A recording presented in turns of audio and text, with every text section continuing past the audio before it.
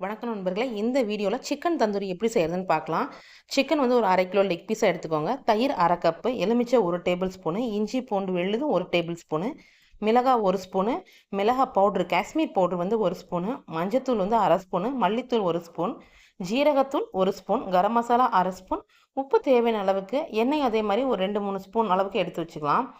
நமக்கு வந்து food colour பவுடர்னு சொல்லுவாங்களா, ரெட் கலரில், அது ஒரு 1/4 ஸ்பூன் மட்டும் எடுத்துக்கோங்க. இப்போ லெக் பீஸெல்லாம் என்ன பண்ணுங்கள், கத்திரிக்கோலை வச்சு அப்படியே லைட்டாக ஸ்லைஸாக கட் பண்ணி விடுங்க.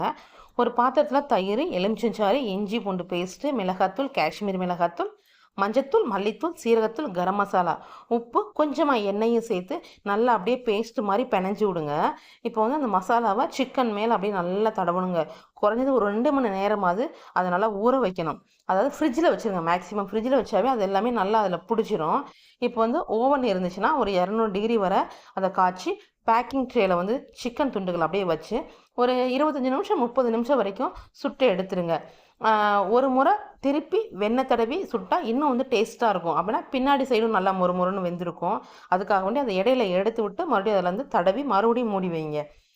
இப்போ வந்து சிறப்பு நிறம் சிகப்பாக ஒரு கலர் வேணும் அப்படின்னா சுட்டதுக்கு அப்புறம் மறுபடியும் லேசாக காஷ்மீர் பவுடர் தடவி விடுங்க. இல்லை இருக்க கலரே போதும் அப்படின்னா விட்டுருங்க. இப்போ வெங்காயத்தை வந்து அப்படியே ரிங்ஸ் மாதிரி அப்படியே கட் பண்ணி எலுமிச்சை சாறு கொஞ்சம் புளிஞ்சு வச்சு, இப்போ சிக்கன் நல்லா தந்தூரி வெந்ததுக்கப்புறம் அதில் மேலால் புளிஞ்சு விட்டு அந்த ஆனியனையும் அப்படியே ஸ்ப்ரிங்ஸ் எல்லாம் வச்சு டெக்கரேட் பண்ணுங்கள். சுவையான தந்தூரி சிக்கன் ரெடி.